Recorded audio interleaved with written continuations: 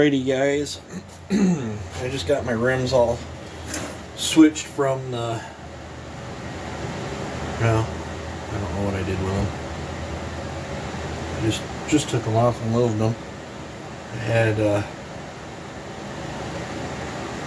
right here, I had them 3/8 rims on there for the dyno pulls. I put 7-pin 325 back on them.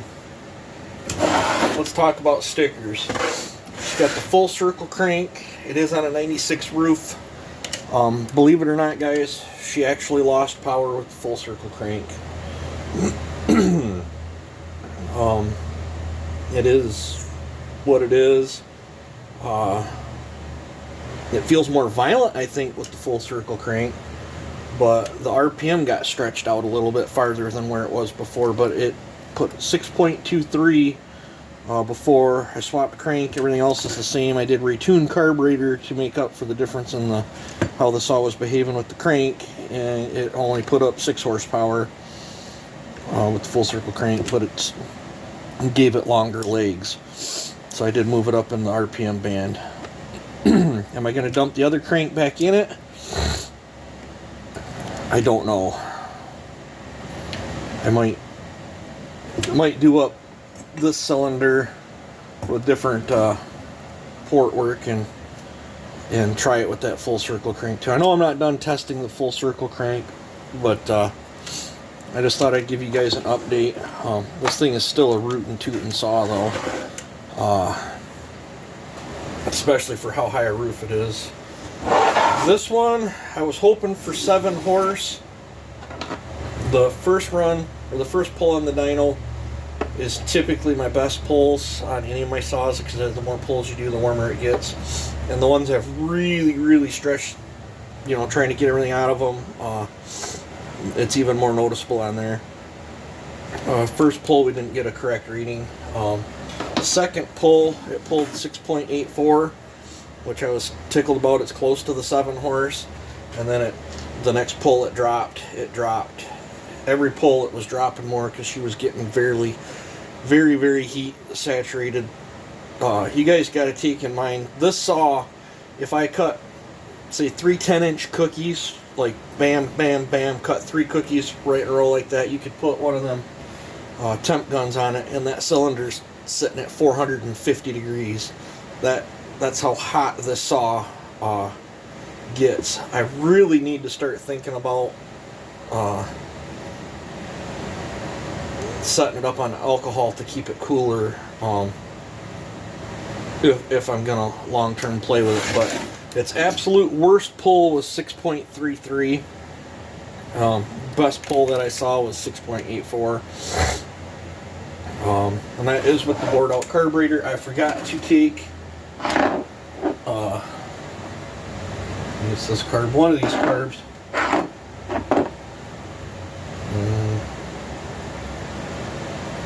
This is the big carb I had on it. I had that carb with no air filter on it. And this pipe, when I had this pipe, that carb, no air filter on it, that saw made 7.4 horse. Pipe can add a lot. I didn't like the power band of this. I wasn't sure if it was the pipe or the porting. I'm pretty sure it's the porting. But I am thinking about tearing back in it and retweaking some things.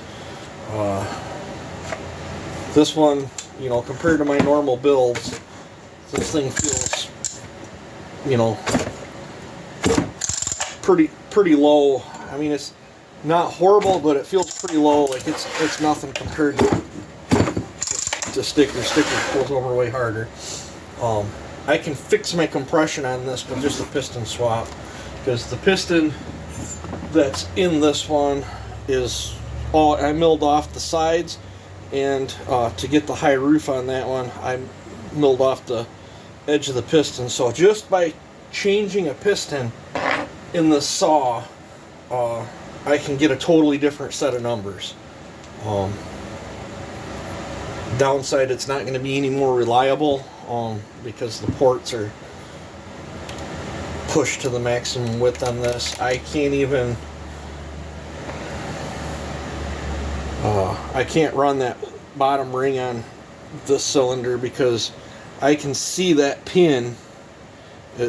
I can see that pin through the exhaust port. I'm so close to the edge of that piston. It's not even funny.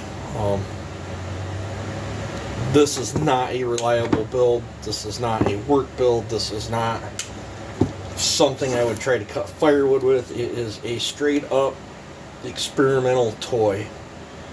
It's a hoo-ha saw. It's just fun to goof off with, and that's about it. I've been on a personal vendetta. I don't know, going on 3 years now, I think. I think out of every saw that I've ever built, I have put tenfold into research and development on the 4910s than I have any other model saw.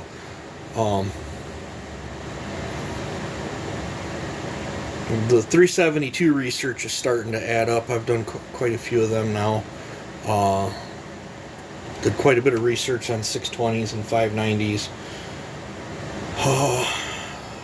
I am now currently working on 350/346 type research, what I'm finding out in those, what works in a 4910 does not work in a 346. I mean, you can still get gains, but I don't see the level of gains like I do in these. These saws are amazing. You can literally stuff any set of numbers in any style of port work, and you will get, anywhere between 30 and 65% gains over stock. These things are pretty easy to hit 6 horsepower on.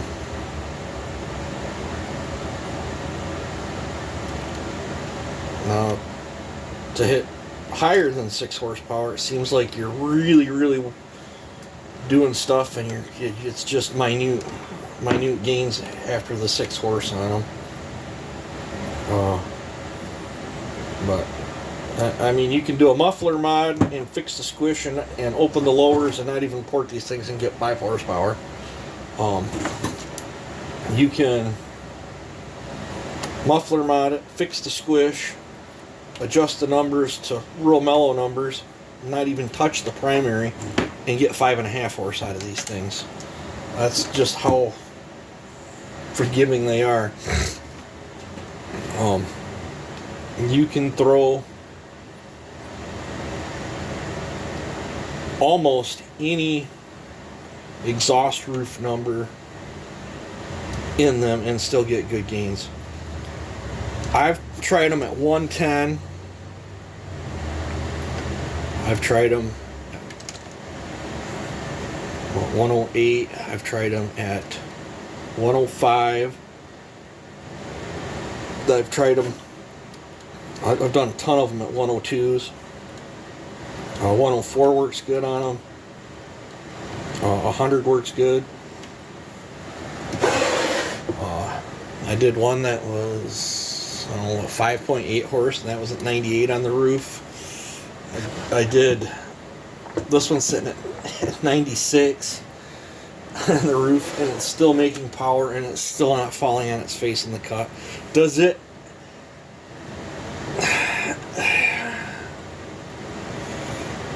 As much as I've beat on this saw, I'm starting to think this thing might survive. This one I know for a fact won't survive long. You can't have your ring falling in and out of the exhaust port that hard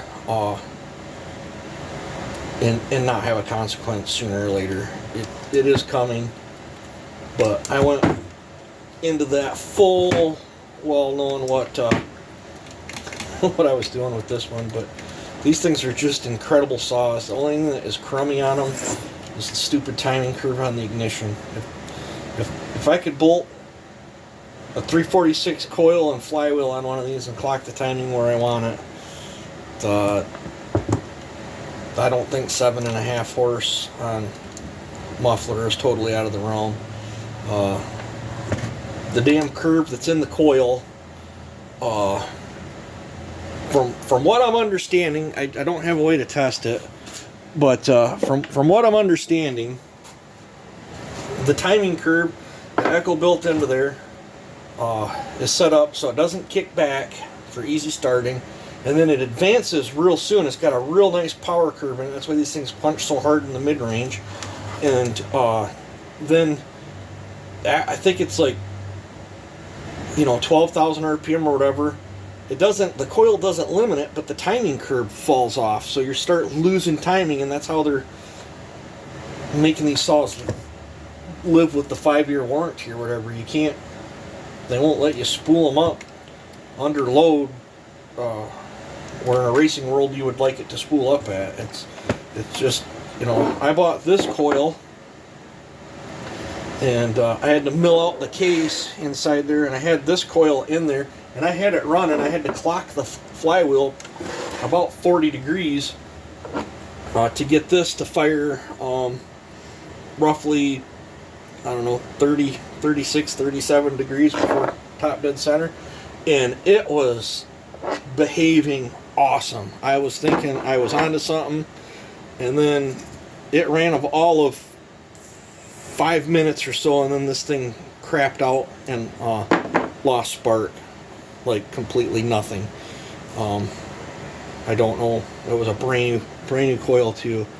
It was some aftermarket one for some weed whacker, and the bolt pattern was the same. The arc for the flywheel was very, very similar, but I had to shave just a little bit off the plastic right there, and then I had to go in and mill the case out to get it to actually fit in there.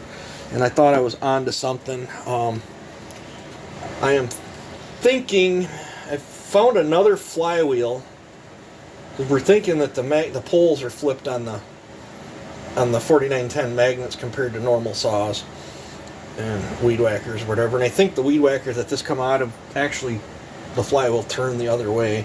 And I think I was back feeding this thing from the primary or from the secondary into the primary, and I think that's why the timing was so far off, and I had to reclock the flywheel so bad. But I'm thinking I found another flywheel that's the same diameter.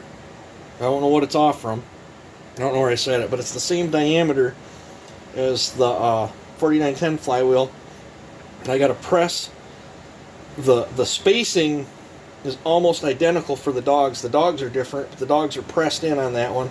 They're bolt in on the Echoes. I think I can press them out, and I think I can tap them holes and bolt my Echo starter paws in it, and then I think I can recut that taper, and then I think I can get a different set of magnets, and then I might buy another one of them coils and try it again, because the coils are only like $16 or something.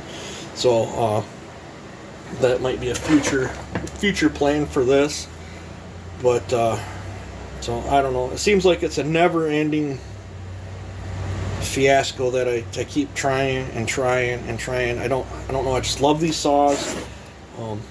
Maybe it's a little obsessive compulsive or whatever to keep dumping uberous amounts of time into these things. I don't care though. I mean, I'm not wasting much money. I mean, these things were a cheap saw to begin with, like $379 or whatever.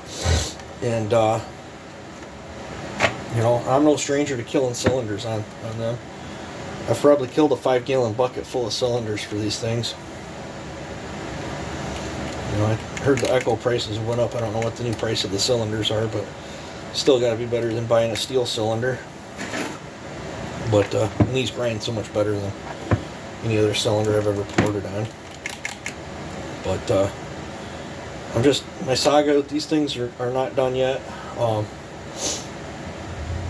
Might do a piston swap on this one and a carb swap, because this does have the bored out carburetor. I might